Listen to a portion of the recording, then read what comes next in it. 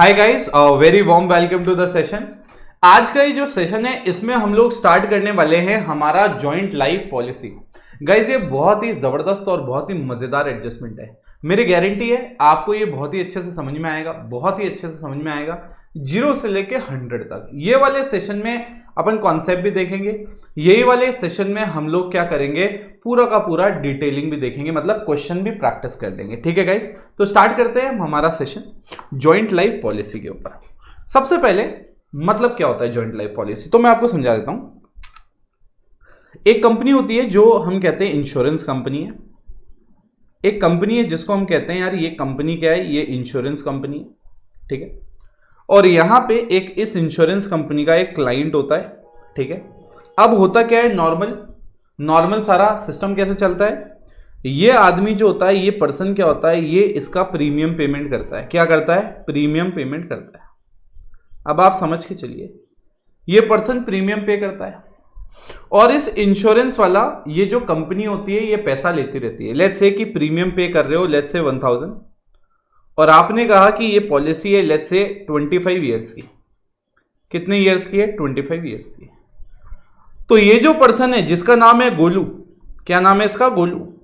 तो मैंने कहा ये जो पर्सन है गोलू, ये अगले 25 साल तक 1000 रुपीज देता रहेगा।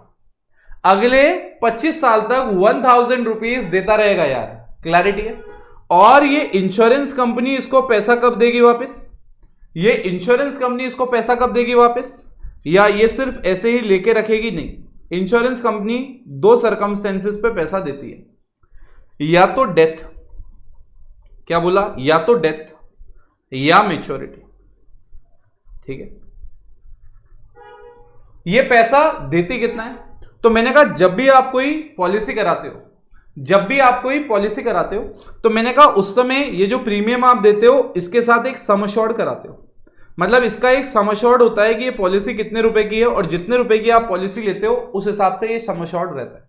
जैसे आप मान लीजिए कि आपने 1 लाख रुपए का सम एश्योर्ड करवाया, तो उसी के हिसाब से आपका ये प्रीमियम का अमाउंट कैलकुलेट होता है। अब आप सोच रहे होंगे प्रीमियम का अमाउंट कैसे निकलता है, तो आपको पता होगा, आपके कुछ दोस्त हैं जो अगर प्लान कर रहे हैं, कोर्स है एक्चुरियल साइंस जिसको बोलते हैं, वो लोग क्या करते हैं, ये प्रीमियम का कैलकुलेशन करते हैं। आप समझ में आ रहा है? जैसे आपने लॉ में देखा, वो आदमी जो केस लड़ते हैं वो कौन है? वो जो क्लैट कर रहे हैं। वैसे ही ये प्रीमियम का अमाउंट कौन निकालता है? ये वो एक्चुरियल वाले बच्चे निकालते हैं। ठीक है, अब आप देखिए, तो यहां पे आप मानिए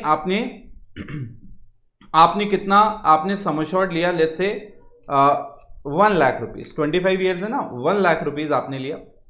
अब आप देखिए मैच्योरिटी पे, अब आप एक चीज समझिएगा, मैच्योरिटी पे मतलब इस इंश्योरेंस की एक लाइफ टाइमलाइन है 25 साल, 25 ईयर्स तक। क्या बोला मैंने? 25 ईयर्स तक अगर कुछ नहीं होता, आप पैसा जमा कराते रहते हो, तो 25 ईयर्स बाद आपको 1 लाख रुपीज मिल जाएंगे। लेट्स से आपने इंश्योरेंस कराई, मतलब ये गोलू ने इंश्योरेंस कराई, 1 साल बीता, 2 साल बीते, 4थे साल खुदा ना खास्ता कोई एक्सीडेंटल डेथ हो गई। तो जब एक्सीडेंटल डेथ हो गई तो मेरे प्यारे बच्चों क्या है, इसकी वैल्यू कितनी है? 1 लाख, और 1 लाख रुपीज आ गया। ये क्या हुआ? 1 लाख रुपीज आ गया। तो ये इंश्योरेंस कंपनी पैसा कब देती है पता है तुम्हें?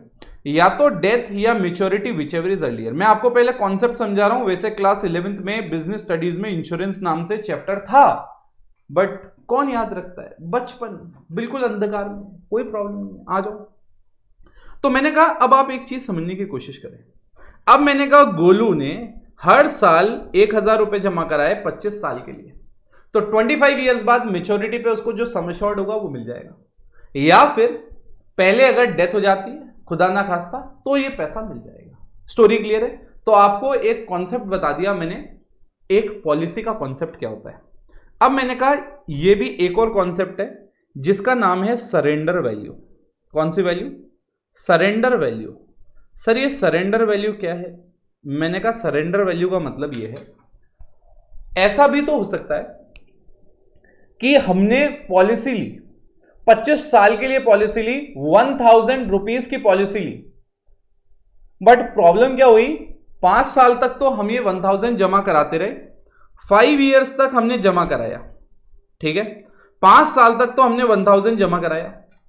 अब किसी भी रीजन की वजह से अब हम जमा नहीं करा पाए, तो आप जमा नहीं करा पाए तो क्या होगा, ना तो आज की डेट में डेथ हुई है ना मेच्योरिटी हुई है, और अब तो आपने प्रीमियम पेमेंट करना भी बंद कर दिया।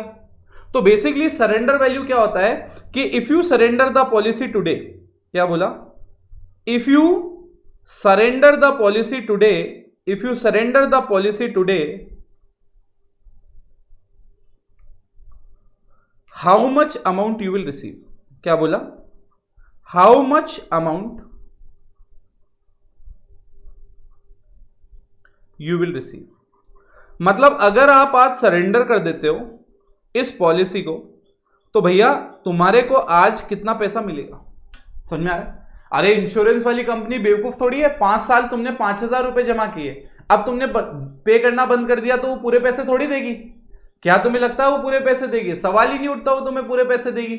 उसने जो मैनेजमेंट वगैरह है अपने चार्जेस काटेगी, क्योंकि आपने तो जो कॉन्ट्रैक्ट था 25 साल वाला वो पहले तोड़ दिया। तो इसलिए क्या होगा, सरेंडर वैल्यू मतलब क्या होता है, if you surrender the policy today means if you stop paying the premium today, how much money will the insurance company pay you. Am I making sense guys, am I making sense? Okay, तो मैंने कहा यहां तक का concept clear हो गया, यहां तक का कॉन्सेप्ट क्लियर। अब आपको पॉलिसी समझ में आ गई, आपको सरेंडर वैल्यू समझ में आ गई। अब आप देखिए अब होता क्या है, अब आते हैं जेएलपी पे, जॉइंट लाइफ पॉलिसी।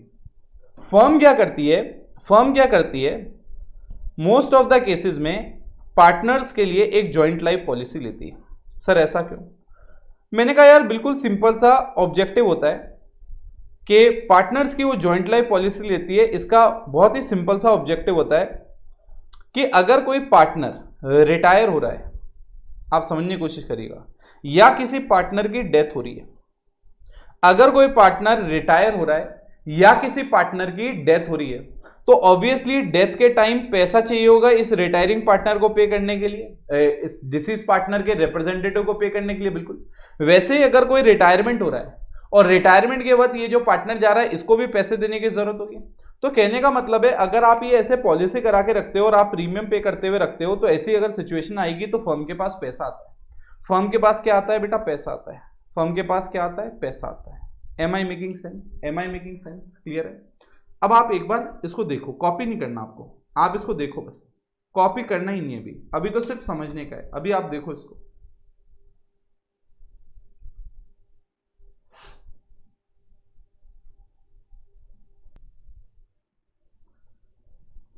एक बार गो थ्रू कर लो। पॉलिसी क्या होती है, सरेंडर वैल्यू क्या होती है, यहां तक क्लैरिटी होनी चाहिए। पहले तुम्हें यहां तक क्लैरिटी होनी चाहिए, दोनों की क्लैरिटी है तो ये आगे अपने को समझ में आएगा, ये ध्यान रखिएगा। चलिए, now listen to me very carefully, now listen to me very carefully. यहां तक अगर अपने दिमाग में सेट हो गया है तो now listen to me very carefully. मैंने कहा यार सरेंडर वैल्यू बता दिया, पॉलिसी बता दी, अब मैंने कहा यहां पे अब आप ध्यान से देखिएगा। बेसिकली होता क्या है मेरे प्यारे बच्चों, ये जो पार्टनर है, क्या बोला, ये जो पार्टनर है और ये पार्टनर के साथ में कौन है? फर्म। पॉलिसी का नॉर्म क्या था? पॉलिसी का नॉर्म था ये जो डेथ होगी तो इस समय तो पूरा सम अश्योर्ड मिलेगा। अब देखो ये बेसिक्स यहां पे क्लियर होते हैं, सम अश्योर्ड मिलेगा यहां पे। मतलब हमने क्या कहा था, अगर किसी पार्टनर की डेथ हो जाती है, अगर पार्टनर की डेथ हो जाती है तो ऑब्वियसली जो सम अश्योर्ड है वो पूरा का पूरा मिलेगा, चाहे आपने 2 साल प्रीमियम पे किया हो चाहे 3 साल प्रीमियम पे किया हो। बट प्रॉब्लम क्या है? प्रॉब्लम है रिटायरमेंट। जब रिटायरमेंट होगा तो ना तो अभी डेथ हुई है ना अभी मेच्योरिटी हुई है, तो इस समय जो फर्म को मिलेगा वो मिलेगी सरेंडर वैल्यू। कौन सी वैल्यू मिलेगी? Surrender value. गाइस देखो बच्चा यहां पे अटकता क्या है, बच्चा ये कॉन्सेप्ट क्लियर नहीं करता और डायरेक्ट क्वेश्चन में कूद पड़ता है और फिर वो सोचता है यार ऐसा क्यों हो रहा है। समझने की कोशिश करो। मैंने कहा यहां पे आपको ये क्लैरिटी होनी चाहिए कि जो सम अश्योर्ड है वो तभी मिलता है या तो मेच्योरिटी हो गई हो, मतलब पूरा टाइम हो गया हो, या फिर तब मिलता है जब आपका डेथ हो गया हो। तो अब दोनों ही सिनेरियो नहीं हुए रिटायरमेंट में, ना तो मेच्योरिटी आई है ना डेथ हुई है, तो यहां पे फर्म को क्या मिलेगा? आज पॉलिसी उनकी सरेंडर करनी पड़ेगी क्योंकि फर्म तो अब रिकॉन्स्टिट्यूट हो रही है, जो पुराने पार्टनर्स थे उनके स्ट्रक्चर में चेंज हो रहा है, तो अब पॉलिसी तो सरेंडर करनी पड़ेगी। जब पॉलिसी सरेंडर करोगे तो आपको जो इंश्योरेंस कंपनी पैसा देगी वो क्या है? Surrender value. तो आपके दिमाग में ये कॉन्सेप्ट भी क्लियर होना चाहिए, रिटायरमेंट के टाइम सरेंडर वैल्यू मिलेगी, डेथ के टाइम क्या मिलेगा? सम अश्योर्ड मिलेगा। स्टोरी क्लियर है, दिमाग में सेट है? ओके। अब मैंने कहा अब आप ध्यान से देखिएगा, ध्यान से देखिएगा। मैंने कहा अब यहां तक का पार्ट हमारा क्लियर हो गया और हमने थोड़ा सा ये जो जॉइंट लाइफ पॉलिसी थी इसके थोड़ा सा पॉइंट समझ लिए। तो मैंने कहा सबसे पहले मैं एक काम करता हूं, इसको मैं बना देता हूं पॉइंट नंबर 1, इसको मैं बना देता हूं पॉइंट नंबर 1 ताकि आपको रिकलेक्ट करने में आसानी हो। इसको मैं बना देता हूं पॉइंट नंबर 2, ठीक है, ताकि आपको पता पड़ जाए कि भाई कब कौन सा पैसा मिलता है। अब मैंने कहा अब आता हूं मैं पॉइंट नंबर 3। पॉइंट नंबर 3 आता है ट्रीटमेंट। ट्रीटमेंट ऑफ जेएलपी, मतलब ये ज्वाइंट लाइफ पॉलिसी का आप कैसे कैसे ट्रीटमेंट कर सकते हो। मैंने कहा ट्रीटमेंट ऑफ जेएलपी, इसकी बात करते हैं। प्रैक्टिकली एक एक क्वेश्चन भी दिखाता जाऊंगा, पूरी की पूरी रॉकेट साइंस क्लियर हो जाएगी दिमाग में, गारंटी। बस आप मेरे साथ दिमाग से दिमाग लगा के बैठे रहना, ठीक है।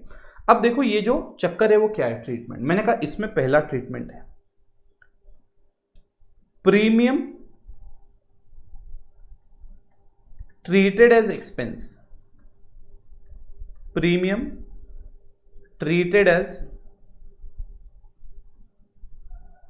एक्सपेंस, ठीक। मतलब जो आप प्रीमियम दे रहे हो ना, जो पॉलिसी का आप प्रीमियम दे रहे हो, उसको हम क्या मान रहे हैं, उसको हम एक्सपेंस मान रहे हैं, उसको हम हमारा खर्चा मान रहे हैं। अब आप सुनिएगा ध्यान से, सुनिएगा ध्यान से। जब आप प्रीमियम को एक्सपेंस मानते हो, जब आप प्रीमियम को एक्सपेंस मानते हो, इसका मतलब क्या है? इसका मतलब ये है, इसका मतलब ये है, देखो पेमेंट क्या होगा वो तो आपको पता ही है, मैं आपको बता देता हूं एंट्री। ध्यान से सुनिएगा, दिमाग से सुनिएगा, मैं आपको फिगर्स के साथ बताऊंगा, क्योंकि सेकंड जैसे ही आएगा ये फिगर जो है वो बहुत बड़ा रोल प्ले करेगा। मैंने कहा यहां पे सीधा सा सिस्टम है। मैंने कहा हम जेएलपी प्रीमियम दे रहे हैं, ज्वाइंट लाइफ पॉलिसी प्रीमियम पे कर रहे हैं, और हम प्रीमियम पे कर रहे हैं लेट्स से 1000 रुपीज का। रुपीज कितना पे कर रहे हैं? 1000 रुपीज का मैं प्रीमियम दे रहा हूं, ज्वाइंट लाइफ पॉलिसी का प्रीमियम दे रहा हूं 1000। तो जब मैं ये प्रीमियम पे करूंगा, जब मैं प्रीमियम पे करूंगा उस समय क्या एंट्री होगी, और उसके बाद एंड में ट्रांसफर एंट्री क्या होगी, वो मैं आपको बताना चाह रहा हूं।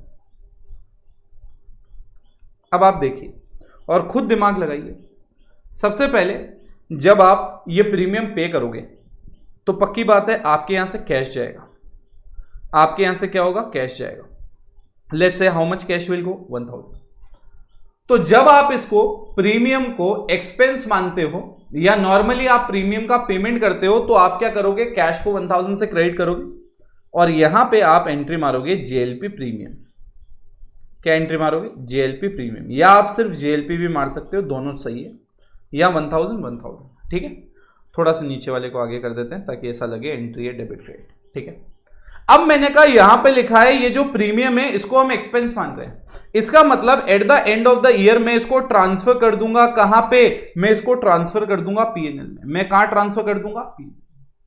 कहां ट्रांसफर कर दूंगा? PNL. How I will transfer? मैंने कहा देखो PNL account debit, PNL account debit to JLP premium, PNL account debit to JLP premium. आप यहां पे लिखोगे 1000।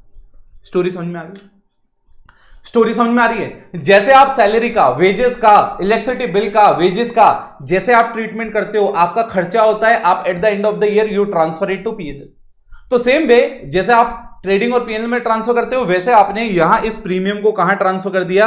आपने इस प्रीमियम को ट्रांसफर कर दिया पीएनएल।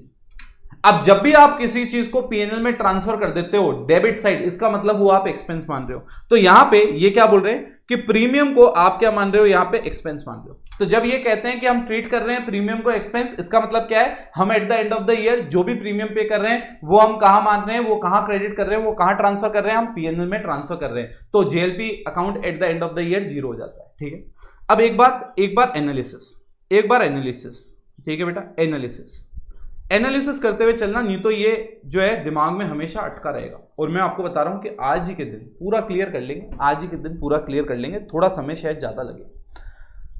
मैंने कहा यहां पे अब आप समझने की कोशिश करिए, आप एक बैलेंस शीट को विजुअलाइज करिए, आप एक बैलेंस शीट को विजुअलाइज करिए। मुझे बताओ ना, बैलेंस शीट में this is which side? This is liability side, and मैंने कहा बैलेंस शीट में this is asset side. Visualise करो, विजुअलाइज करो।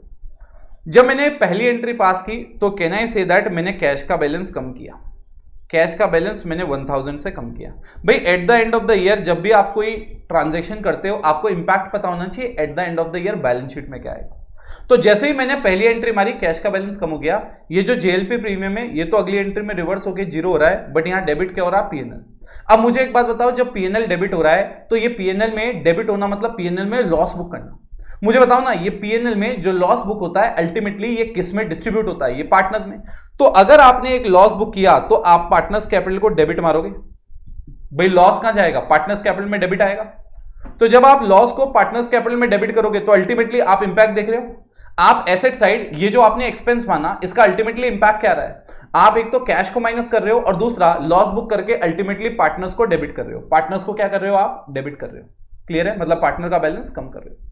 बैलेंस शीट विजुअलाइज कर ली, दिमाग में सेट हो गया। अब मैंने कहा फिगर्स के साथ हमें एक क्वेश्चन चाहिए, तो मैं एक क्वेश्चन पकड़ता हूं, क्वेश्चन नंबर 54, और उससे आपको ये एक्सपेंस वाला पार्ट क्लियर हो जाएगा। ठीक है, मैं उसमें जो रिक्वायरमेंट है उससे कुछ अलग ही बनाऊंगा। आप देखो आराम से, यहां पे क्या लिखा है। क्वेश्चन को ध्यान से देखना। मॉड्यूल का क्वेश्चन है बट मैंने कुछ चेंजेस किए हैं। मतलब आप रिक्वायरमेंट में देखोगे तो मैंने कुछ चेंजेस किए हैं, क्योंकि मॉड्यूल में कुछ एक दो टाइप क्वेश्चन जो आते हैं बट वो कवर्ड नहीं थे, तो वो मैंने क्वेश्चन में ही चेंज कर दिया। ठीक है, चलिए आप एक चीज और समझना। मैं यहाँ पे ये मॉड्यूल के क्वेश्चंस क्यों कवर कर रहा हूँ? क्योंकि मॉड्यूल में बहुत सारी जगह आंसर ऐसे मेथड से दिए हुए जो शायद 12th में आप लोग फॉलो नहीं करते थे। तो मैं ये क्वेश्चन इसलिए करा रहा हूं ताकि आपको उन सब चीजों के लॉजिक पता पड़ जाए। ठीक है, नहीं तो आप जब उन क्वेश्चन को सॉल्व करोगे आपको लगेगा अरे यार किताब में तो ऐसा दिया हुआ है, ऐसा क्यों, हमने तो 12th में ऐसा पढ़ा था। तो इसलिए यहाँ पे मैं मॉड्यूल के बहुत सारे क्वेश्चन दे रहा हूँ, बट यस जैसे यहाँ पे मुझे लग रहा है जो चेंजेस करने हैं वो मैंने चेंजेस कर दिए, ताकि ऐसे क्वेश्चन जो आपके एग्जाम में आते हैं और आपकी किताब में कवर्ड नहीं है, तो वो सारे के सारे हमने इस तरीके से कवर करने की कोशिश की। चलिए अब क्वेश्चन रीड करते हैं बिना टाइम वेस्ट किए। Red, white and black, red, white and black share profit and losses in the ratio of 5:3:2. They take out JLP in 2011 for 50,000. अब आप देखिए क्या बोल रहा है ये, इन्होंने 2011 में JLP ली। अब आपका दिमाग देखो, अब आप बाकी सब बच्चों से नॉलेजेबल हो चुके हो। अब आपको पता है कि ये जो 50,000 की यहाँ पे बात हो रही है, ये 50,000 कौन सा पैसा है? ये सम एश्योर्ड है। When they are saying that we have taken a JLP of 50,000, it means this 50,000 is sum assured. ठीक है, and a premium of 3,000 being annually paid on 10th of June. अब आप देखो, अगर आपने वो सम एश्योर्ड वाली स्टोरी नहीं सुनी होती तो आपको समझ में नहीं आता ये 50,000 क्या है, ये 3,000 अलग से क्या दिया हुआ है। तो मेरे ख्याल से अब आपको क्वेश्चन में क्लियर होगा, सम एश्योर्ड है 50,000 और annually you are paying how much? You are paying 3,000. Now listen to me very carefully, मैंने कहा यहां पे मैं आपके लिए फिगर लिखता हूं। सम एश्योर्ड कितना है? 50,000.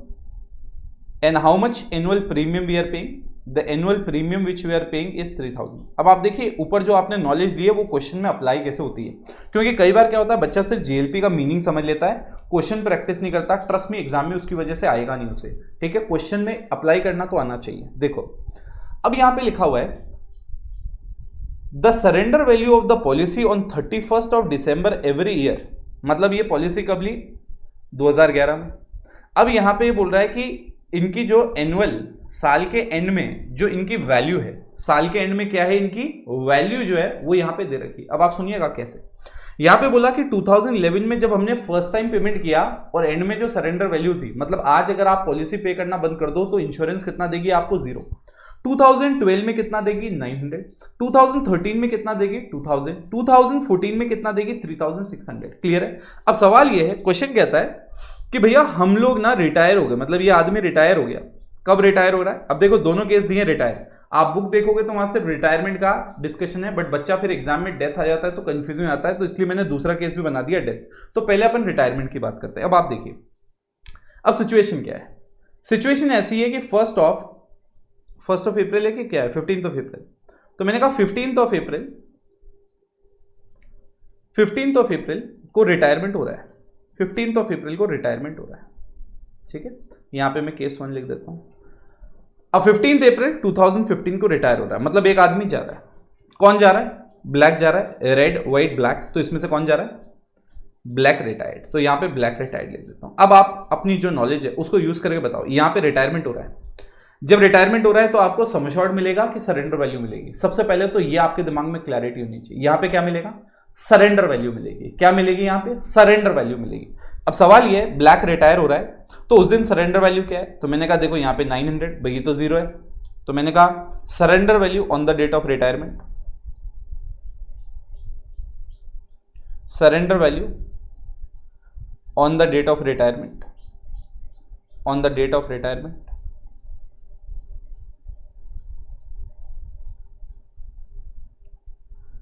हाउ मच, मैंने कहा ऐड करते हैं, 0 प्लस 900 प्लस 2000, 2000 है ना अगला, देन 3600, सॉरी ये तो क्यूमुलेटिव वैल्यू दे रखी है, आ जाओ क्यूमुलेटिव वैल्यू दे रखी है यार, एक सेकंड लेक्चर खुल गया। हाँ अब आप देखो ये जो वैल्यू दे रखी है कैसे वैल्यू रीड करनी है वो आपको मैं बताता हूँ। ये क्यूमुलेटिव वैल्यू है, आ रहा समझ में, देखो इधर इस वैल्यू को रीड कैसे करने का आपको 2 सेकंड में समझ में आएगा।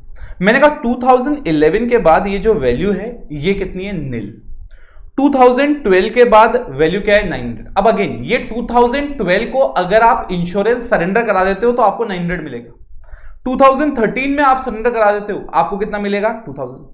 2014 में आप सरेंडर कराते हो आपको मिलेगा 3600। अब 15 की वैल्यू अभी तक आई नहीं है, तो इसका मतलब आज की डेट में अगर हम सरेंडर करते हैं हमारी पॉलिसी तो हमें कितना मिलेगा, 3600। क्लियर है, कितना मिलेगा, 3600। इसका मतलब क्या है कि अगर मैं आज की डेट में वैल्यू देखूं तो मैंने कहा सरेंडर वाली डेट पे वैल्यू जो है वो है 3600, सरेंडर वाली डेट पे वैल्यू क्या है, 3600। ये हमारे दिमाग में हमें सेट रखना है, वैल्यू क्या है, 3600। Now listen to me carefully, who is retiring, black is retiring, तो इसका मतलब ब्लैक कितना शेयर लेगा, ब्लैक का शेयर कितना आएगा इसमें से, मैंने कहा क्लैरिटी ले लो, 3600 टोटल था, उसमें से ब्लैक का शेयर था 2/10, तो यहां पे मल्टीप्लाई कर दो 2/10, तो ब्लैक का शेयर कितना आ गया, 720। मतलब इसको रिटायरमेंट में कितना पैसा मिलेगा इंश्योरेंस में से, इंश्योरेंस में से कितना मिलेगा, 720। क्लियर। एक बार ये ऊपर वाला पार्ट प्लीज आप कॉपी मार लो, ऊपर वाला पार्ट एक बार कॉपी मार लो, ताकि मैं जब डेथ वाला कराऊं तो थोड़ा सा गैप आ जाए और आपके दिमाग से कुछ ऊपर से ना जाए। चलिए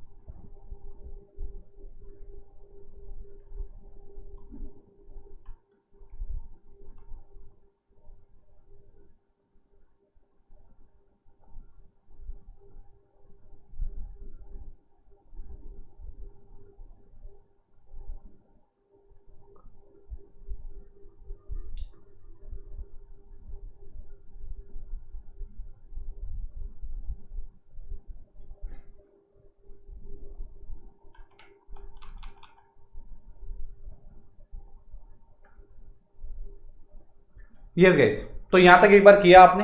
अब आप समझिए इसके आगे अब इसके आगे और समझिए, इसके आगे और दिमाग लगाइए। अब देखिए, अब यहां पे मैंने बस आपको बताया ब्लैक का शेयर क्या होगा। अब आप देखिए, समझने की कोशिश करिए। ये आपने लिख लिया एक बार, अब मैं ये हटा रहा हूं वापस। अब मैं ये जो 3600 है इस पे अब मैं बात करना चाहूंगा थोड़ा सा। सबसे पहले मैं आपको एक और चीज बताऊं, हमने 10 जून 2011 से पेमेंट करना स्टार्ट किया, ठीक है, और यहां पे मेरे ख्याल से 2011-12 लिखा है, इसका मतलब दिसंबर हमारा क्लोजिंग ईयर है। तो अगर मुझसे कोई पूछे कि आप जर्नल एंट्री मारो शुरुआत से, क्वेश्चन में बोला नहीं है वैसे, मैं आपको बोल रहा हूं ताकि आपके इस क्वेश्चन में मैं सारी चीजें आपको करा दूं ताकि आपको आगे सिर्फ मुझे समझाना पड़े। अब आप देखो, अगर मैं यहां पे पूरी की पूरी फॉर्मेट बनाऊं, date, particulars, LF, debit and credit, मैं पूरा का पूरा ऐसे एक फॉर्मेट बनाऊं और अब मैं बोलूं यहां पे 10th ऑफ जून 2011, ठीक है, 10th ऑफ जून 2011 मैं यहां पे लिखूं। अब लेट्स से कि यहां पे क्या हुआ, मैंने पेमेंट किया पहले, तो मैंने यहां पे लिखा जेएलपी, या जेएलपी प्रीमियम लिख दो या जेएलपी अकाउंट लिख दो, जो आपको सही लिखे, कोई प्रॉब्लम नहीं है। टू कैश कितना पेमेंट किया माय डियर फ्रेंड्स, मैंने 3000 रुपए का पेमेंट किया और 3000 रुपया मेरे यहां से कैश गया। अब देखो यहां पे इस क्वेश्चन में कुछ भी नहीं बोल रखा, इस क्वेश्चन में कुछ भी नहीं दे रखा, ये एक हिंट दे रखा है, बस ये देख लो, no JLP account is maintained, मतलब जेएलपी अकाउंट हम मेंटेन नहीं कर रहे हैं, मतलब हम क्या करते हैं, उसको एक्सपेंस बुक कर लेते हैं। अकाउंट मेंटेन नहीं करना मतलब हम उसको एक्सपेंस बुक कर लेते हैं। याद करो अभी अभी क्या बताया था मैंने, अभी मैंने आपको क्या बताया था, मैंने आपको एक छोटी सी चीज बताई थी, मैंने कहा आप यहां पे जेएलपी अकाउंट को डेबिट कर रहे हो और आप जेएलपी अकाउंट को क्रेडिट कर रहे हो, इसका मतलब आप मेंटेन नहीं कर रहे हो उसको कैरी नहीं कर रहे हो, आप उसको राइट ऑफ कर रहे हो, मतलब आप उसको क्या कर रहे हो, एक्सपेंस बुक कर रहे हो माय डियर फ्रेंड्स। क्या बुक कर रहे हो, एक्सपेंस बुक कर रहे हो। स्टोरी क्लियर है? चलिए अब आइए नीचे आइए, तो ये एंट्री हो गई पहली। तो मैंने कहा जैसे ही आपने पहली एंट्री मारी, क्वेश्चन में हिंट था कि आपको एक्सपेंस मानना है, तो इसका मतलब 31 ऑफ दिसंबर 2011 आपने एंट्री मारी कौन सी, profit and loss account debit, profit and loss account debit to JLP premium, और आपने इस जेएलपी प्रीमियम वाले अकाउंट को क्या किया, ट्रांसफर कर दिया। कहां ट्रांसफर कर दिया माय डियर फ्रेंड्स, आपने पीएनएल में ट्रांसफर कर दिया और उसको सेट ऑफ कर दिया। क्लियर है? 3000 30,000 कहां लिख रहे हैं, क्या कर रहे हैं अपन, क्या कर रहे हैं, आ जाओ 3000, ठीक है, आ जाओ। स्टोरी क्लियर है, दिमाग में सेट है। मैंने कहा अब हर साल यही एंट्री होगी।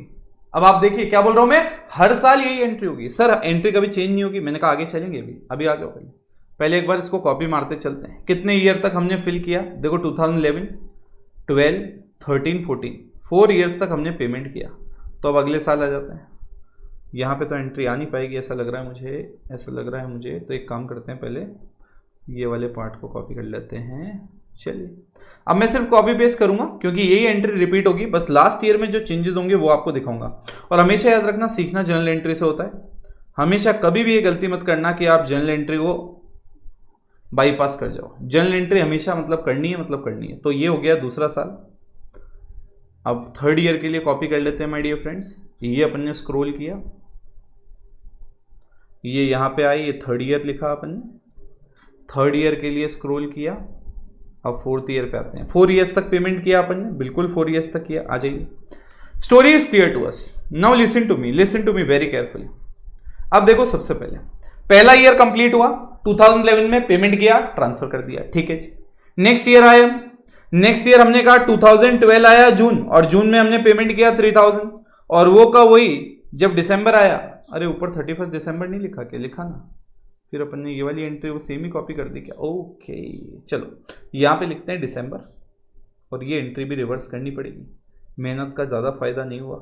चलो 31 ऑफ दिसंबर 2012 यहाँ पे एंट्री मारी आपने पीएनएल अकाउंट डेबिट, और आपने क्रेडिट मार दिया जेएलपी प्रीमियम। आप देख पा रहे हो क्या कर रहे हो, हर साल आप प्रीमियम का पे कर रहे हो, हर साल आप उस प्रीमियम के पेमेंट को कहाँ ट्रांसफर कर रहे हो, पीएनएल, ठीक है जी। आ जाओ अगले साल 2013 आया, 13 में सबसे पहले जून में आपने प्रीमियम पे किया, और फिर आपने 13 में क्या किया, वही एट द एंड कहाँ ट्रांसफर कर दिया, पीएनएल। अब आप देखना, आपको क्यों सरेंडर वैल्यू 2014 तक की दे रखी है आपको समझ में आ जाएगा। अब आप देखो 13 तक हो गया, उसके बाद अब क्या हुआ, आप 14 में आए, 14 में आपने पेमेंट किया और 14 में आपका ये पेमेंट ट्रांसफर हो गया। अब देखो आप रिटायरमेंट हो रहा है 15 अप्रैल को, रिटायरमेंट कब हो रहा है 15 अप्रैल को हो रहा है, और रिटायरमेंट अगर 15 अप्रैल को हो रहा है 2015, इसका मतलब जून 2015 तो आया ही, इसका मतलब जून का प्रीमियम तो हमने पे ही नहीं किया, तो सरेंडर वैल्यू जो 2014 में होगी वही कैरी फॉरवर्ड होगी, क्योंकि नया कुछ जमा ही नहीं हुआ, तो सरेंडर वैल्यू में रिवीजन भी नहीं होगा। क्लियर है। अब किसी के दिमाग में अब सर क्या करना है, मैंने कहा आप बताता हूं तुम्हें। देखो अब देखो जब रिटायरमेंट होगा तो ये इंश्योरेंस कंपनी क्या कहेगी, भैया हमने रेड व्हाइट और ब्लैक की फर्म का एक इंश्योरेंस लिया था, अब वो फर्म तो रिकॉन्स्टिट्यूट हो रही है, वो फर्म तो टेक्निकली अब खत्म हो रही है, अब तो जो बाकी पार्टनर्स है वो कैरी करेंगे। तो इसका मतलब क्या है, ये आज सरेंडर हो जाएगी पॉलिसी। जब पॉलिसी सरेंडर होगी तो आपके पास जेएलपी अकाउंट में पैसा आएगा, जेएलपी अकाउंट में आपके पास पैसा आएगा, बट कैसे आएगा, बैंक में, आपके बैंक अकाउंट में पैसा आएगा, आपके बैंक अकाउंट में पैसा आएगा जो सरेंडर वैल्यू। आज अगर आप इंश्योरेंस के दरवाजे पे जाओगे और कहोगे हम हमारी पॉलिसी को सरेंडर करना चाहते हैं, तो वो आपसे पॉलिसी ले लेंगे और आपको वो क्या करेंगे, आपको वो कहेंगे कि ठीक है आप पैसा लेके जाओ। तो हमारे लिए ये जो पैसा आएगा वो इनकम होगा। सर ये जो पैसा आएगा वो हमारे लिए इनकम होगा, मैंने कहा बिल्कुल इनकम होगा। अब मैंने कहा जब ये इनकम होगा तो ये किस में बटेगा, मुझे बताओ ये किसको बिलोंग करता है, कोई पर्टिकुलर पार्टनर को करता है, नहीं, किसको बिलोंग करता है, पूरी फर्म को करता है। तो ये जीएलपी अकाउंट किस में बढ़ जाएगा, किस में डिस्ट्रीब्यूट हो जाएगा माय डियर फ्रेंड्स, ये डिस्ट्रीब्यूट हो जाएगा पूरे के पूरे पार्टनर्स में। सर कैसे डिस्ट्रीब्यूट होगा, मैंने कहा ओल्ड पीएसआर, जो इनका पुराना पीएसआर था आपस में, रेड व्हाइट एंड ब्लैक, समझ रहे हो, उनका जो पीएसआर है उसमें बढ़ जाएगा। Reds capital, whites capital and blacks capital. आप देखो ये क्वेश्चन पूरा डिटेल में कराऊंगा, आगे मैं सिर्फ बताऊंगा क्या होता है, ठीक है, आप ध्यान से सुनिएगा।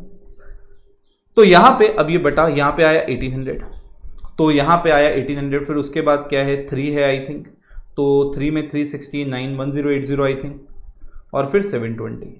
आप देख लो ब्लैक का आ गया जो शेयर चाहिए था, उसके कैपिटल में चला गया जो उसको मिलना चाहिए था, बिल्कुल ये आपका एडजस्टमेंट हो गया। क्या दिक्कत है। अब देखो क्वेश्चन कई बार आपको अलग अलग चीज बोलेगा, कई बार क्वेश्चन कहेगा आप जीएलपी प्रीमियम अकाउंट बनाओ, क्या बोलेगा आपको, जीएलपी प्रीमियम अकाउंट बनाओ, आप बना देना, कोई प्रॉब्लम नहीं है, जीएलपी प्रीमियम अकाउंट बना देना। बट क्योंकि ये अलग अलग डेट में पेमेंट हो रहा है और हमें बहुत सारे ईयर्स दिखाने हैं, तो आप यहाँ पे डेट का कॉलम भी बनाना, ठीक है, डेट का कॉलम भी बनाना, जहाँ डेट दिखानी पड़ेगी वहाँ डेट दिखाना। चलिए यहाँ पे पर्टिकुलर्स और यहाँ पे अमाउंट सब दिखाऊंगा, मैं सारे लेजर बना के दिखाऊंगा इस क्वेश्चन में। जर्नल दिखा दिया, क्वेश्चन में नहीं है, मैंने दिखाया। अब आप देखो यहाँ पे आपने पहली बार एंट्री मारी, आप देखो आपने जेएलपी अकाउंट को क्या किया, जेएलपी अकाउंट को 2011 में पहली बार क्या किया आपने, डेबिट किया प्रीमियम को, और दूसरी एंट्री में क्रेडिट किया। मतलब हर साल जब आप पेमेंट कर रहे हो तब जेएलपी प्रीमियम डेबिट हो रहा है, और जब आप उसको पीएनएल में ट्रांसफर कर रहे हो क्रेडिट हो रहा है। इसका मतलब अब आप देखो यहाँ पे आया, हमने लिखा 10th, हमने यहाँ पे क्या लिखा, हमने लिखा 10 जून 2011, हमने यहाँ पे लिखा 2 में हमने डाला कैश, कैश में हमने कितना डाला, कैश में हमने कितना डाला, मैंने कहा let's say 3000। Eight the end of the year यही पैसा कहाँ चला गया, यही पैसा कहाँ चला गया, पीएनएल में। स्टोरी समझ में आ रही है आपको, ये अकाउंट क्लोज हो गया, ये अकाउंट क्लोज हो गया। आप देख रहे हो हर साल ये ऐसे ही होगा, जो 4 साल हैं उन चारों के चारों ईयर्स में ये होगा। हर साल आप जून में पेमेंट करोगे, वही तो आप कर रहे हो, सारे के सारे ईयर्स में आपने एंट्री मारी, जीएलपी प्रीमियम को आप डेबिट कर रहे हो टू कैश, तो उसके अकाउंट में डेबिट में आ गया कैश, और हर साल वो कहाँ ट्रांसफर हो रहा है, आपके इसमें अकाउंट में ट्रांसफर हो रहा है।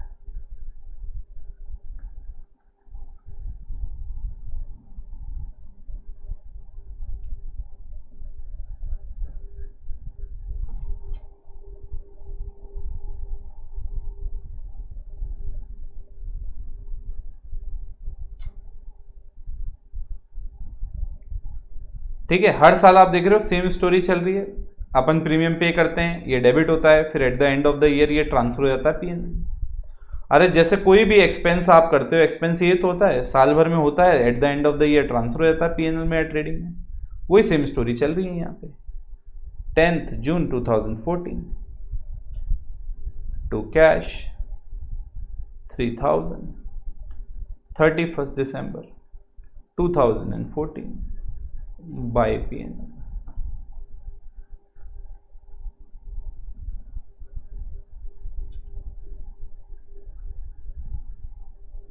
डन के नॉट डन? स्टोरी क्लियर है गाइस? स्टोरी क्लियर है गाइस? चलिए स्टोरी क्लियर है, देख रहे हो आप, ये आपने JLP प्रीमियम अकाउंट बना लिया, JLP प्रीमियम अकाउंट बना लिया। ऐसा लग रहा है मुझे एक क्लास और लेनी पड़ेगी, सारे सारे लेजर्स दिखाऊंगा मैं, एक क्लास और ले लूंगा मैं, ठीक है। चलिए आइए, तो मैंने कहा यहाँ पे अगर आप देखोगे तो मैंने क्या किया, पहले जनरल एंट्री मारी। मैं कर क्या रहा हूँ सबसे पहले, मैंने कहा सबसे पहले मैं ट्रीटमेंट नंबर 1 पे था, मैं कह रहा हूँ जब जब हम JLP प्रीमियम को एक्सपेंस मानते हैं, मैं जो भी प्रीमियम पे करता हूँ उसको eight the end of the year PNL में डाल देता हूँ। तो पेमेंट वाली एंट्री ये, PNL वाली ये, दिमाग में क्लियर हो रही है। मैंने आपको डबल इम्पैक्ट भी समझा दिया कि बैलेंस शीट कैसे टैली होगी, और अब मैंने आपको देखो JLP अकाउंट बना के दिखाया। अब मैं आपको यहीं पे एक और अकाउंट बना के दिखाऊंगा जिसका नाम है JLP अकाउंट। सिर्फ वो तो था JLP प्रीमियम, ये है JLP account. Sir JLP account क्या? मैंने कहा eight the end of the year जो आप पेमेंट कर रहे हो, क्या बोला मैंने? Eight the end of the year जो आप पेमेंट कर रहे हो ये उसकी बात हो रही है। Eight the end of the year जो आप पेमेंट कर रहे हो ये उसकी बात हो रही है, ठीक है। Eight the end of the year आप जो पेमेंट कर रहे हो यहाँ पे उसकी बात हो रही है। अब आप देखिए यहाँ पे, अब स्टोरी समझने की कोशिश करिएगा, स्टोरी समझने की आप कोशिश करिएगा। मैंने कहा ये जो JLP अकाउंट है इसका फॉर्मेट अपन ऐसा ऊपर वाला ही बनाना है, तो यहाँ से कॉपी कर लेते हैं ताकि अपने को JLP और JLP प्रीमियम अकाउंट में कंफ्यूजन ना हो, ठीक है। तो यहाँ पे अपन ने कॉपी मारा और यहाँ पे आए अपन, यहाँ पे आए और यहाँ पे लिखा अपन ने।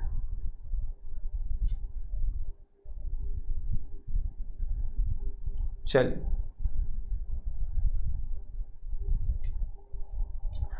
हाँ जी, JLP अकाउंट। तो मैंने कहा JLP अकाउंट में लास्ट में एक एंट्री आई थी, आपको याद होगा, JLP अकाउंट में लास्ट में एंट्री आई थी जब JLP क्रेडिट हुआ, जब हमारे पास पैसा आया। तो मैंने कहा अब मैं यहाँ पे क्या करूं, मैंने कहा जब आप यहाँ पे आओगे तो यहाँ पे आप क्या करोगे, JLP अकाउंट को क्रिएट करोगे आप 31st, सॉरी क्या डेट है, 15 अप्रैल। तो यहाँ पे आओगे, यहाँ पे आके लिखोगे 15 अप्रैल, और 15 अप्रैल 2015 को आप यहाँ पे लिखोगे बाय बैंक, कि ये अकाउंट क्रिएट हुआ। क्यों? क्योंकि बैंक में पैसा आया। कितना पैसा आया? 3600। कितना पैसा आया? 3600। इसी तारीख को ये डिस्ट्रीब्यूट हो गया। किस में डिस्ट्रीब्यूट हो गया? वही ओल्ड पार्टनर्स ओल्ड रेशियो। तो भैया कौन है? Red, white and black, red white and black, ठीक है। Reds capital, whites capital, blacks capital, 1800, 1080, 720। आप देखो एंट्री भी मार दी, लेजर भी बना दिए, सारी की सारी चीजें कर डाली हमने, सारी की सारी चीजें कर डाली। आप समझ रहे हो ये कौन सा क्वेश्चन है? ये वो वाला क्वेश्चन है जहां पे हमारे पास जो पैसा था, मतलब जो आया, हमने पहले तो प्रीमियम को एक्सपेंस माना, एक्सपेंस मानने के बाद हमने क्या किया, वो बांट दिया। किसमें बांटा? जो पैसा मिला old partners old ratio. Retirement था, इसलिए क्या हुआ, यहां पे रिटायरमेंट में सरेंडर वैल्यू मिलती है, सम अश्योर्ड नहीं मिलता। तो एक बार फटाफट अब आप कॉपी मारो, फटाफट एक बार आप कॉपी मारो। फुल स्क्रीन किया मैंने, जहां आपने लास्ट टाइम किया था वहां से अपन कॉपी मारना स्टार्ट करते हैं।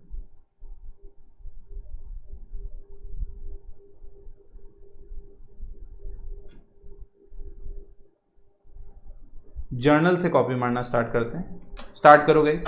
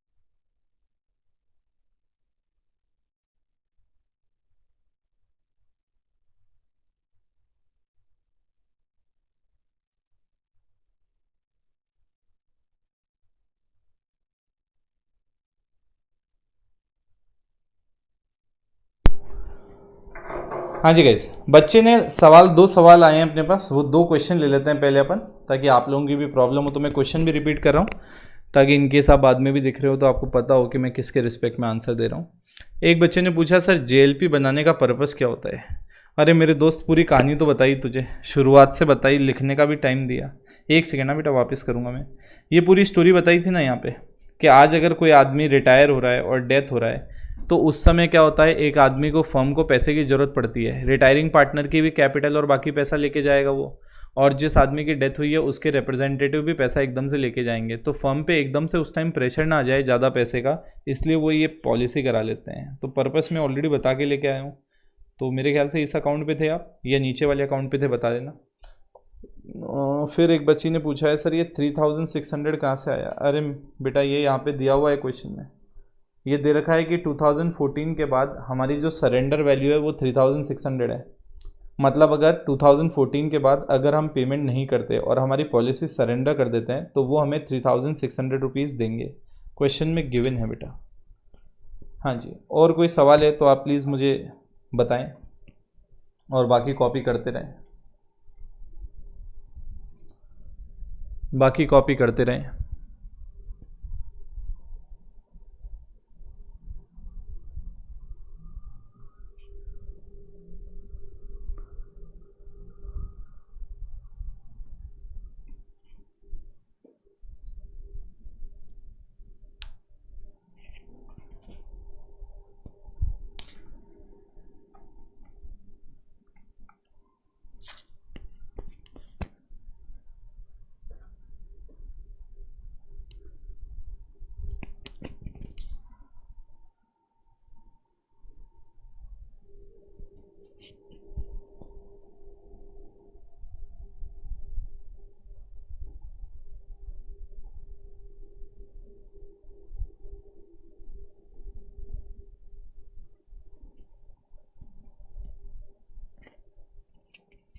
हाँ जी गाइस, क्लैरिटी है इसमें?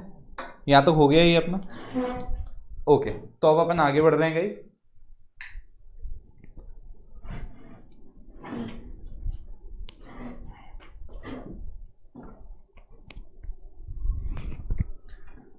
हाँ जी गाइस, तो अब इसके आगे बढ़ रहे हैं अब अपन। ध्यान से सुनिएगा मैं क्या कह रहा हूँ।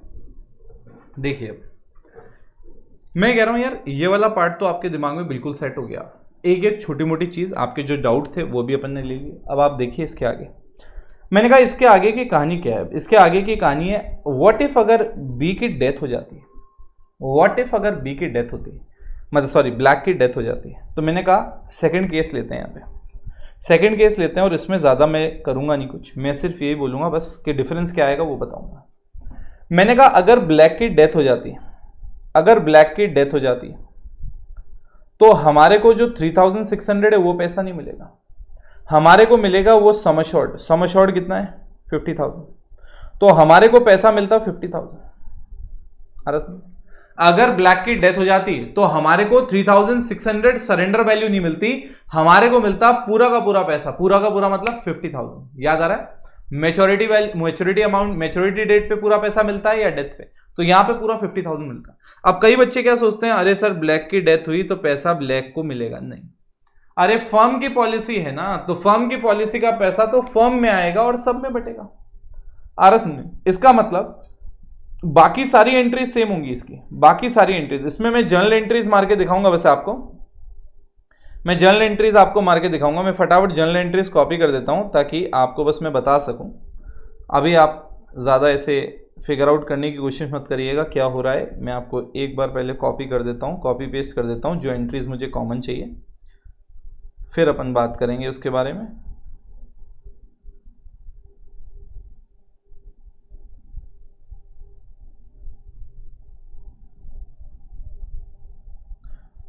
ये वाली कॉमन एंट्रीज हैं।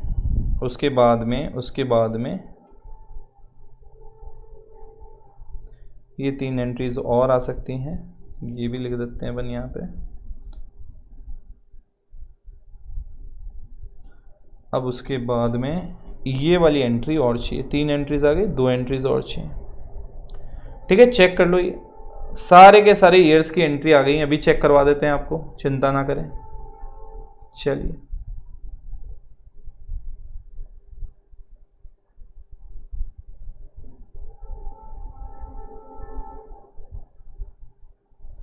हाँ जी, सो वापस अब अपन थोड़ा सा उस एंगल पे ले आते हैं कि आप देख पाओ। चलिए देखिए, मैंने कहा नॉर्मली अगर डेथ भी होती, लेट्स से डेथ होती, तो भी हम ये कहते हैं कि हर साल हम प्रीमियम का पेमेंट कर रहे हैं, तो जेएलपी प्रीमियम टू कैश होता। Eight the end of the year ये पीएनएल में ट्रांसफर हो जाता। 2011 में भी यही होता, 12 में भी यही होता, आप देखो 13 में भी यही होता, और आपके एंड में ये 14 में भी यही होता। ठीक है, अब जो डिफरेंस आएगा वो आएगा 15th ऑफ अप्रैल को। 15th ऑफ अप्रैल को अब जब हमें पैसा मिलेगा, मतलब ट्रीटमेंट बाकी सब तो सेम है, जब 15th ऑफ अप्रैल को पैसा आएगा हमारे बैंक अकाउंट में, तो हमारे को जो पैसा मिलेगा माय डियर फ्रेंड्स, वो पैसा कौन सा मिलेगा?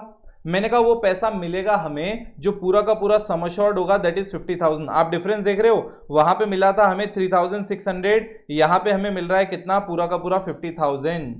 क्लियर है? बट आप देखो 50,000, लालच में मत आओ, एक आदमी चला गया बेचारा, इसलिए मिल रहे हैं ये पूरे पैसे। चलिए, तो यहाँ पे अब जेएलपी अमाउंट जो है ये जाएगा और डिस्ट्रीब्यूट हो जाएगा पार्टनर्स में, red, white and black.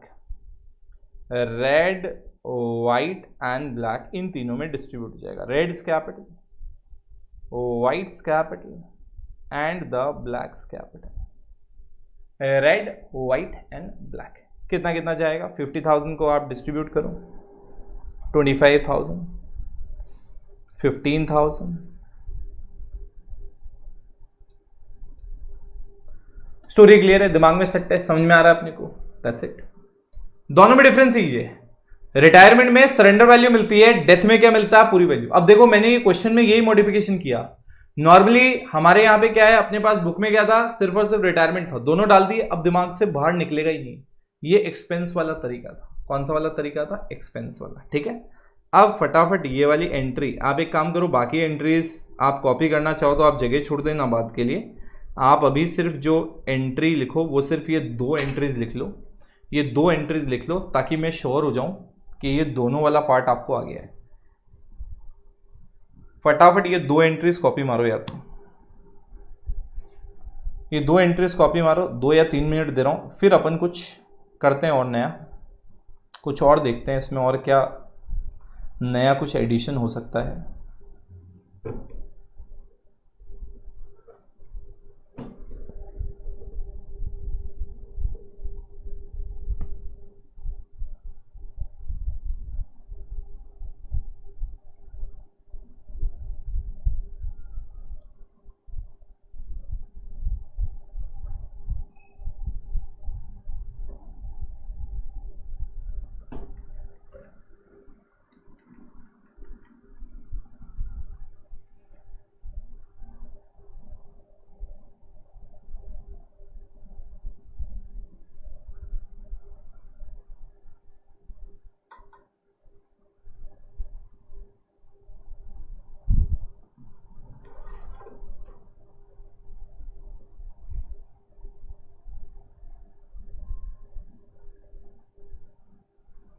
Yes guys, दोनों कॉपी कर लिए होंगे गाइज आपने। चलिए अब आप देखो एक अब जबरदस्त चीज जहां कंफ्यूजन थोड़ा सा बढ़ने की चांसेस है। अब है ट्रीटमेंट नंबर 2। पहला कैसे लिखा था अपन ने? Treatment number 1। ट्रीटमेंट नंबर 1 कैसे लिखा था? ऐसा। तो आ जाओ treatment number 2। Treatment number 2, JLP premium, JLP premium treated as asset. क्या बोला? JLP premium treated as asset, मतलब हमने जेएलपी प्रीमियम को एसेट मान लिया, ट्रीटेड एज एसेट।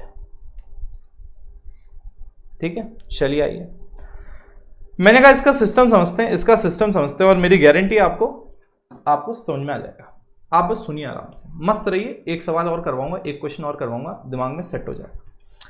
मैंने कहा हम जेएलपी प्रीमियम को एसेट मान रहे हैं। क्या मान रहे हैं? जेएलपी प्रीमियम को एसेट मान रहे हैं। अब आप देखिए सिस्टम क्या है इसका।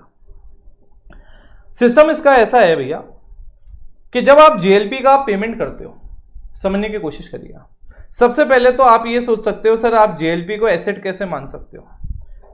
मतलब आप किसी भी चीज को एक्सपेंस मान लो, किसी भी चीज को खर्चा मान लो, सर इसका मतलब अकाउंटेंसी का तो आप मजाक उड़ा रहे हो। ऊपर कहते हो एक्सपेंस मान लो, नीचे कहते हो एसेट मान लो, तो आप कुछ भी मान लोगे, कुछ भी मन में आएगा कर लोगे। मैंने कहा ऐसा नहीं, मैंने कहा लॉजिक है। मैंने कहा एसेट को आप रिकॉग्नाइज कब करते हो? जब आपको श्योरिटी होती है, जब आप श्योर होते हो कि भैया बेनिफिट मिलेगा ही मिलेगा। समझ में आ रहा है? एसेट को रिकॉग्नाइज करने का एक सिंपल सा कॉन्सेप्ट होता है that asset will always be recognised when you are sure कि एसेट के सामने बेनिफिट मिलेगा ही मिलेगा। अब आप सुनिए बिल्कुल ध्यान से। मैंने कहा अब यहां पे चक्कर क्या है, यहां पे चक्कर क्या है? मैंने कहा अब चक्कर जो है वो आपको समझाते हैं। मैंने कहा यहां पे चक्कर क्या, अब देखो, अब यहां पे देखो, यहां पे चक्कर क्या है। मैंने कहा अब यहां पे सिचुएशन ऐसी है, सिचुएशन ऐसी है यहां पे कि अगर मैं कहूं कि मैंने जेएलपी प्रीमियम का पेमेंट किया, लेट्स से ईयर 1 की मैं बात करूं, ईयर 1 की मैं बात करूं, मैंने जेएलपी प्रीमियम दिया 3000 रुपीज का और सरेंडर वैल्यू जो है इसकी, अब आप देखो मैं 4 कॉलम बना रहा हूं आपके अंडरस्टैंडिंग के लिए। अब मेरे साथ साथ रिपीट करते हुए चलना, नहीं तो बाद में ढूंढते रहोगे फिगर्स कहां से आए। देखो, एक पीएनएल, एक सरेंडर वैल्यू, एक कॉलम बना रहा हूं मैं सरेंडर वैल्यू, एक बना रहा हूं मैं पीएनएल और एक फाइनली बना रहा हूं एसेट। ये 4 कॉलम बना रहा हूं तुम्हारी अंडरस्टैंडिंग के लिए, ताकि दिमाग में चीज जाए बिल्कुल बढ़िया तरीके से। Now listen to me careful. आपके पास जेएलपी प्रीमियम था 3000 बक्स का। अब आपने क्वेश्चन कहता है, क्वेश्चन देखो, क्वेश्चन देखो, मतलब मैं क्वेश्चन ही पकड़ रहा हूं इसमें, क्वेश्चन पकड़ रहा हूं, क्वेश्चन पकड़ रहा हूं। लेट्स से क्वेश्चन नंबर कौन सा था, 54 था ना, 55 पकड़ता हूं ताकि फिगर्स चाहिए मुझे, तो क्वेश्चन पकड़ता हूं 55। क्वेश्चन सेम ही है, मतलब 54 जैसा ही है, 54 जैसा ही है डिट्टो, बट डिफरेंस क्या है, यहां पे लिखा हुआ है, यहां पे नो वर्ड काट दो, जेएलपी अकाउंट इज मेंटेन्ड। क्या है बेटा, जेएलपी अकाउंट इज मेंटेन्ड। ठीक है, सब कुछ सेम है, सब कुछ सेम है, बस यहां पे जेएलपी अकाउंट बनाना है। अब यहां पे फिगर्स चाहिए, इसलिए मैं यहां पे ले रहा हूं। यहां पे बताना 2011 में क्या है, नील, तो मैं यहां सरेंडर वैल्यू डाल देता हूं पहले, नील। ठीक है, अब मैंने कहा ईयर 2 में मैंने फिर जेएलपी का पेमेंट किया, जेएलपी प्रीमियम का पेमेंट किया, कितना, 3000। क्वेश्चन कहता है उस टाइम सरेंडर वैल्यू जो है वो कितनी है, 900। तो मैं यहां पे आया, आई हैव रिटन ईयर 900, वापस गया मैं आगे, यहां पे देखा 2013 कितना है, 2000, तो मैं यहां पे ईयर 3 में आया, जेएलपी प्रीमियम, मैंने कहा 3000 पे किया, सरेंडर वैल्यू कितनी है आज की डेट में, 2000। ठीक है, अब मैंने कहा ईयर 4 में आया। ये देखो, ये बिल्कुल चार्ट जो मैं बना रहा हूं ये आपके दिमाग में बिल्कुल सेट कर देगा चीजें, ये अंडरस्टैंडिंग के लिए ही है। आपने फिर 3000 का पेमेंट किया और अब अगर आप कुछ नहीं करते तो आपको 3600 का सरेंडर वैल्यू मिल जाएगा। अब आप देखो आज की डेट में, अब आज की डेट में देखो, एक सेकंड यार, थोड़ा सा माइक गिर गया, चलिए, तो आवाज तो आ रही है, वो बढ़िया बात है। हाँ जी, अब आप देखो इधर, आपने पेमेंट कितना किया टोटल, 6, 9, 12, और आपको आज की डेट में मिलेगा कितना पैसा, सिर्फ 3600। मैंने आपको कहा था ना आपकी गलती है, कॉन्ट्रैक्ट हुआ था लंबा, आप तोड़ रहे हो बीच में, तो आपकी गलती है, इंश्योरेंस कंपनी आपको पूरे पैसे नहीं देगी। अब सवाल यह है, अगर आप पहला वाला मेथड देखोगे, कौन सा वाला, जो ऊपर वाला करके आए हो, उसमें तो आप सारा का सारा अमाउंट कहां डाल देते थे, आप पीएनएल में डाल देते थे। अब यहां पे हम कह रहे हैं कि हम एसेट रिकॉग्नाइज करना चाह रहे हैं और लॉजिकली, मतलब कोई भी अकाउंटिंग प्रिंसिपल को ना तोड़ते हुए। मैंने कहा आ जाओ अभी बताते हैं, अकाउंटिंग प्रिंसिपल का थोड़ा सा हिंट ऊपर दे दिया था, अब यहां पे देखते हैं। मैंने कहा आप सीधी सी बात है, 3000 रुपए का मैंने प्रीमियम पे किया, and if I surrender today I will not receive a single amount, I will not receive a single penny. So in that case मैं आज की डेट में एसेट रिकॉग्नाइज ही नहीं कर सकता, एसेट रिकॉग्नाइज ही नहीं कर सकता, इसलिए पूरा का पूरा पैसा एक्सपेंस होगा। मैं एसेट कब रिकॉग्नाइज करता हूं, जब मेरे को श्योरिटी है कि मुझे फ्यूचर में कुछ मिलेगा। आज की डेट में सरेंडर वैल्यू 0 है, मैं बंद कर दूं पेमेंट करना, मुझे इंश्योरेंस कंपनी 1 रुपया वापस नहीं करेगी। स्टोरी क्लियर है गाइस, दिमाग में सेट है। चलिए, मैंने कहा सेकेंड ईयर मैंने 3000 का पेमेंट किया, अब मुझे इंश्योरेंस कंपनी कहती है बेटा हम तुम्हें 900 रुपीज देंगे। कितना देंगे, 900। इसका मतलब मैं अब एसेट रिकॉग्नाइज कर सकता हूं 900 का, क्योंकि इंश्योरेंस कंपनी कह रही है आप आज के बाद पैसा देना बंद भी कर दो, हम तुम्हें पैसा देंगे। तो इसका मतलब मैं 3000 में से 900 तो मेरा एसेट मान लूंगा और 2100 मेरा खर्चा मान लूंगा, क्योंकि जिसका बेनिफिट आगे फ्यूचर में ना मिले वो करंट ईयर में एक्सपेंस बुक हो जाता है। और जिसका बेनिफिट मिले और आप श्योर हो कि मिलेगा ही मिलेगा, आप उसको एसेट मान लो। अब मैंने कहा यहां पे अगले वाले में अब आप पीएनएल में कितना डालोगे, मैंने कहा देखते हैं। मैंने कहा देखो 900 पहले से एसेट बुक हो रखा था, अब सरेंडर वैल्यू बढ़ के हो गई 2000, मतलब 1100 और बढ़ गई, 1100 और बढ़ गई। इसका मतलब अब जो 3000 है उसमें से 1100 माइनस कर दो और आप 1900 पीएनएल में डालोगे। कितना डालोगे पीएनएल में, 1900। आ रहा समझ में, स्टोरी समझ में आ रही है। एसेट में आप वही रिकॉग्नाइज करोगे जिसके रिस्पेक्ट में आपके पास श्योरिटी है कि आपको बेनिफिट मिलेगा ही मिलेगा। तो जो मिलेगा वो एसेट में डाल दिया, जो नहीं मिला वो पीएनएल। अब मैंने कहा इसके बाद देखते हैं, इसके बाद आगे की कहानी क्या है। मैंने कहा इसके बाद आगे की कहानी ये कि अगर मेरे पास अगले साल बढ़ के मेरी सरेंडर वैल्यू 3600 हो जाती है, एसेट मेरा 900 प्लस 1100 2000 हो जाता है, तो अब मैं 1600 का और एसेट क्रिएट कर सकता हूं। तो इसका मतलब अब अगले साल मैं आउट ऑफ 3000 1400 ही पीएनएल में डालूंगा, क्योंकि 1600 का तो मेरा एसेट क्रिएट हो गया। आपको स्टोरी समझ में आ रही है, स्टोरी समझ में आ रही है। मैंने आपको बिल्कुल लॉजिकल तरीके से समझाया, बिल्कुल लॉजिकल तरीके से समझाएगा कि इसका मतलब क्या है।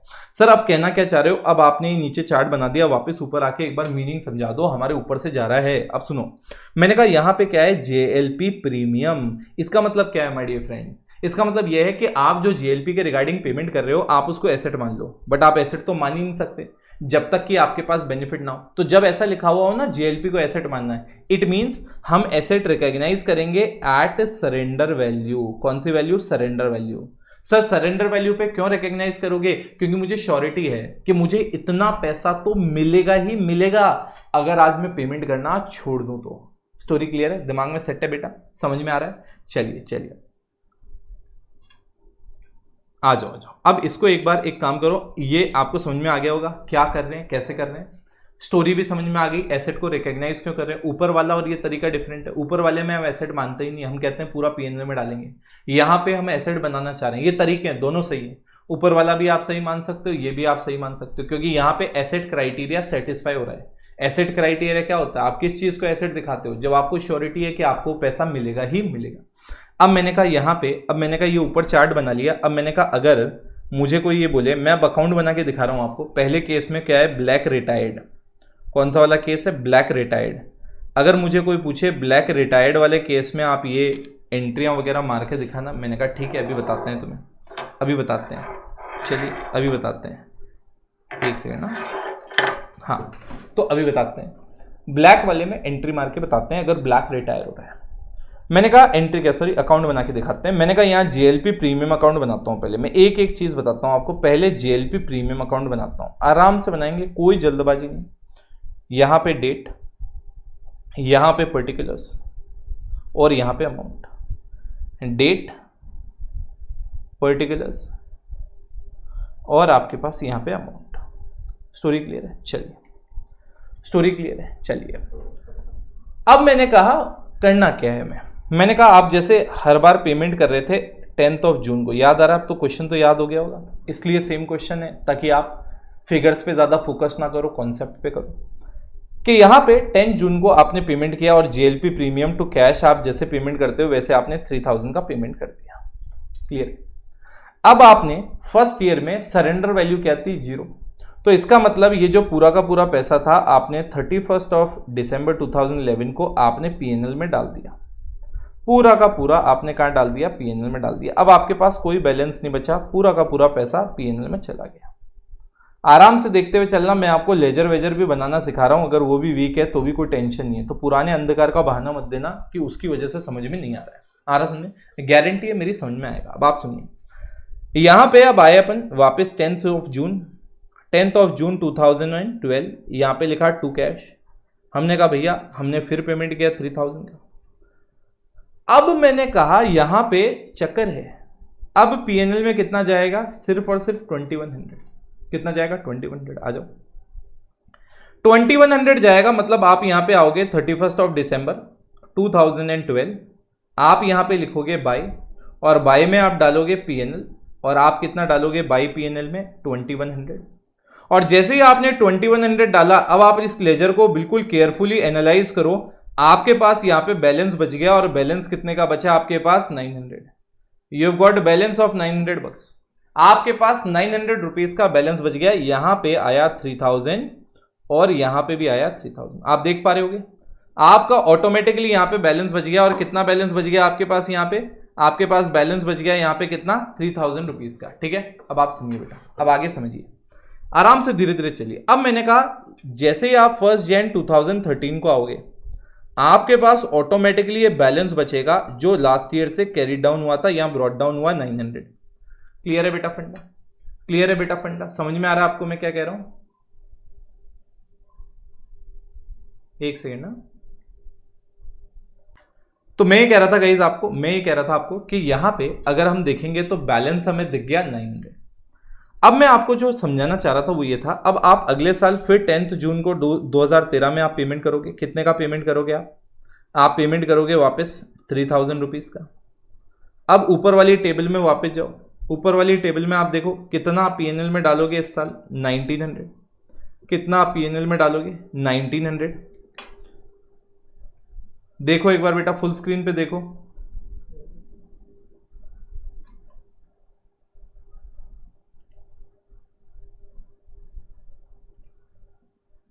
फुल स्क्रीन पे देखो यार बेटा। एक दो बच्चों की क्वेरी आ रही है वो रीड कर लेता हूं मैं तब तक। हाँ जी गाइस, तो पता नहीं कुछ ऐसा लगा क्वेरी है बट कोई टेक्निकल इशू था तो लाइव क्लास में। चलिए सो अपन कंटिन्यू करते हैं। तो मैं ये कह रहा था यार, मैं ये कह रहा था यहाँ पे अगर आप देखेंगे तो यहाँ पे ये 900 आ गया, यहाँ पे 3000 आ गया।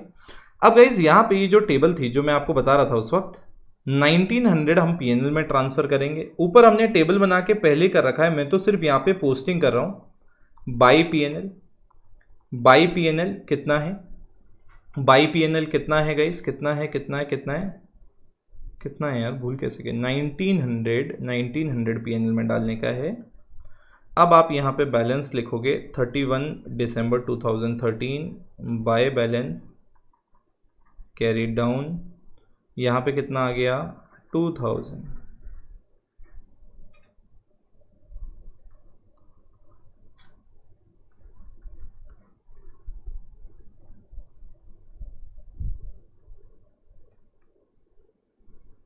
हाँ जी, यहाँ पे 1 जनवरी को बैलेंस आपने ब्रॉट डाउन किया। गाइस आप देखो बिल्कुल, अब तो बिल्कुल मैनुअल पार्ट चल रहा है, मैकेनिकल एस्पेक्ट चल रहा है। बस आपको बैलेंस ब्रॉट डाउन करना है, वहां से कैरी डाउन करना है। आप देखो 2000। अब आप वापस 10 जून को पेमेंट करोगे भैया। कितने का पेमेंट करोगे आप? फिर 3000 का पेमेंट करोगे। अब पीएनएल में कितना डालोगे आप? आ जाइए ऊपर। पीएनएल में कितना डालोगे आप? पीएनएल में आप डालोगे 1400। तो यहाँ पे आप आओगे 31 दिसंबर 2014 बाई पीएनएल 1400 डाला आपने। तो अब आप देखिए 5000 में से 1400 आप माइनस कर दीजिए। अब आपके पास यहाँ बैलेंस कितना बचेगा? आपके पास यहाँ पे बैलेंस कितना बचेगा? आपके पास बचेगा 3600। देख रहे हो कितना बचेगा? 3600। स्टोरी समझ में आ रही है? आपको नहीं लगता यहाँ पे जो बैलेंस बचा है ये एग्जैक्टली वही है जो आपकी सरेंडर वैल्यू है? यस, क्योंकि हमारे जो जेएलपी अकाउंट में बैलेंस बचना चाहिए वो वही बचना चाहिए जो हम एसेट रिकॉग्नाइज कर सकते हैं। एसेट रिकॉग्नाइज करने का क्राइटेरिया क्या है? जो पैसा हमें शॉर्ट हो मिलेगा ही मिलेगा, वही हम एसेट रिकॉग्नाइज करेंगे। क्लियर है गाइस? तो गाइस मैं यहाँ पे आपको ये पार्ट जो है एक बार मैं आपको दिखा रहा हूँ। आप प्लीज इसको पॉज करके आप लिखना चाहें आप प्लीज लिख लीजिए। बाकी मैं इसका आगे का एक्सप्लेनेशन कल वाले सेशन में दूंगा। अभी सिर्फ इतना ही, जब नेक्स्ट लेक्चर होगा मैं पहले ये वाला पार्ट आपको एक्सप्लेन करूंगा थोड़ा सा वापस, और इसका आगे का यूजेस देखेंगे। ये जो क्वेश्चन है इसमें सिर्फ अभी मैंने एसेट पार्ट छोड़ा है, मतलब एसेट पार्ट इंट्रोड्यूस करा के छोड़ा है कि एसेट कैसे रिकॉग्नाइज करते हैं। अगले लेक्चर में मैं इसके आगे कंटिन्यू करूंगा। तो आप ये मान के चलें कि एक्सपेंस आपको आ जाना चाहिए, एसेट में तो अभी भी बहुत सारी चीजें बाकी है। ठीक है, तो आप फटाफट पहले 30 सेकेंड्स में पर स्लाइड दूंगा, उसके बाद अपन आगे कंटिन्यू करेंगे अगले लेक्चर में। नहीं तो फिर क्या होगा, दिमाग के ऊपर से निकल जाएगा।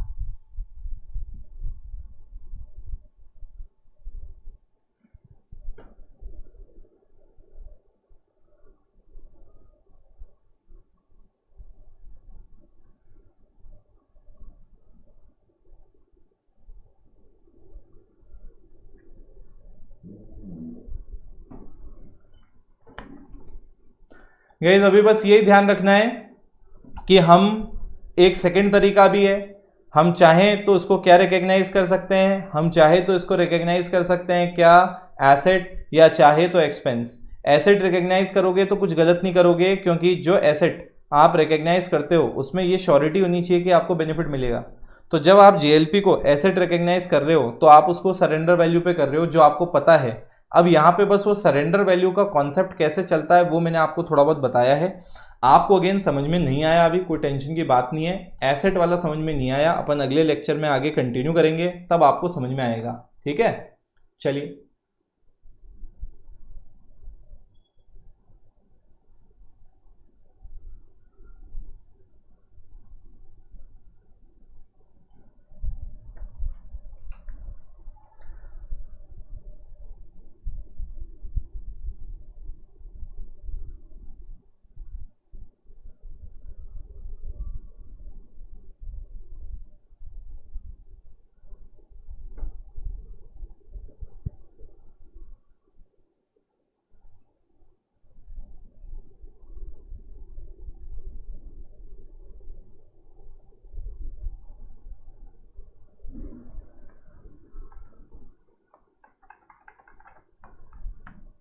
ओके गाइस, तो अगेन क्या कॉन्सेप्ट है अपना कि हमें एक्सपेंस वाला समझ में आना चाहिए, हम उसमें रिवीजन कर लें। एसेट वाले में थोड़ा बहुत आप दिमाग लगा लेना।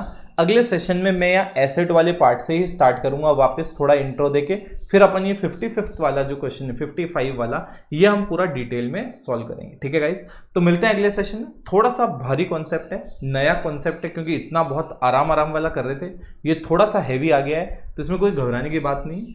आपको कम से कम मतलब आज के सेशन में अगर 30% समझ में आ गया तो अपना काम खत्म हो गया।